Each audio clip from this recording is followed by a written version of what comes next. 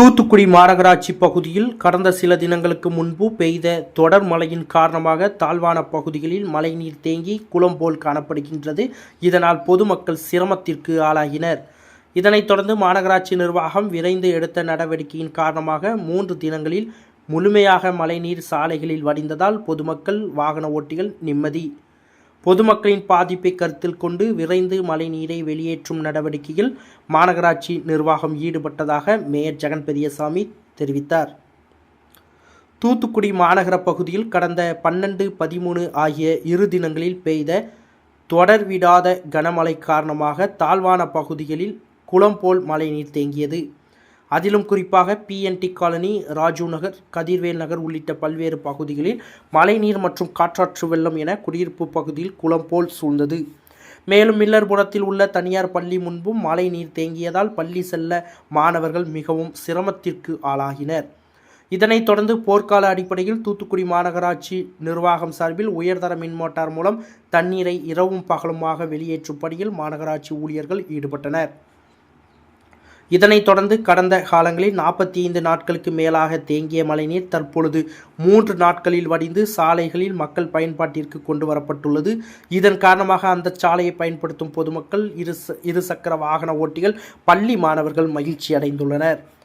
கடந்த சில ஆண்டுகளுக்கு முன்பு தூத்துக்குடி மாநகர பகுதியில் மழை பெய்தால் சுமார் 40 நாட்கள் வரை மழை நீரை வெளியேற்ற முடியாமல் பொதுமக்கள் கடும் அவதிக்கு உள்ளாகி வந்தனர். இந்த நிலையில் தற்பொழுது தூத்துக்குடி மாநகராட்சி நிர்வாகத்தின் தொடர் நடவடிக்கை காரணமாக பல்வேறு பகுதிகளில் கழிவுநீர் கால்வாய்கள், மேலும் சாலைகள் அமைக்கப்பட்டுள்ளதால் தண்ணீர் உடனடியாக வக்கீல் ஓடை வழியாக கடலுக்கு செல்கின்றது.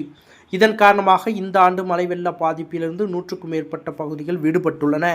தற்பொழுதும் தாழ்வான பகுதிகளில் தேங்கிய மழை நீரை 3 தினங்களில் மாநகராட்சி நிர்வாகம் அகற்றி மீண்டும் மக்கள் பயன்பாட்டிற்கு சாலைகளை கொண்டு வந்துள்ளதாக மேயர் ஜெகன் பெரியசாமி தெரிவித்தார்.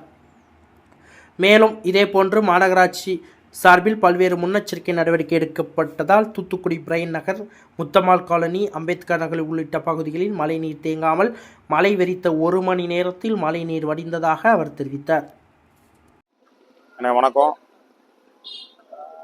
மாநகரத்தில் 11, 12, 13, 14 மிக கனமழை பெஞ்சது. மாவட்டம் ஃபுல்லாக பெஞ்சாலும் தூத்துக்குடி மாநகரத்தில் தமிழக முதலமைச்சர் அவர்கள் உத்தரவு கிணங்க பல்வேறு நடவடிக்கைகள் எடுத்து, அதாவது நம்ம கோரம்பலம் ஓடையாக இருக்கட்டும், காற்றாற்று வெள்ளமாக இருக்கட்டும், எல்லாம் கண்காணிப்பில் வச்சதுனால ஊருக்குள்ளே வர்ற தண்ணி அறவே தவிர்க்கப்பட்டது.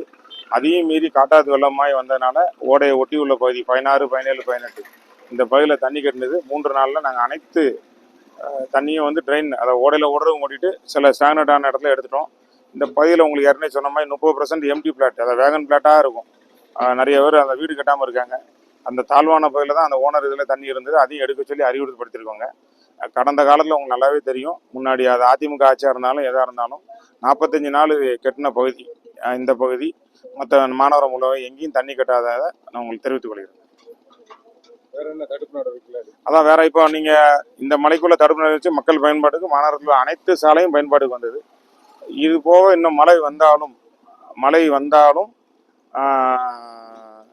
இந்த இப்போ கெட்டின இடத்துலலாம் மோட்டரும் ரெடியாக இருக்குது. தேவையில்ல இருந்தாலும் ரெடியாக இருக்குது. அந்த பகுதியிலலாம் ஹை பவர் மோட்டர் ரெடியாக வச்சுருக்கோங்க.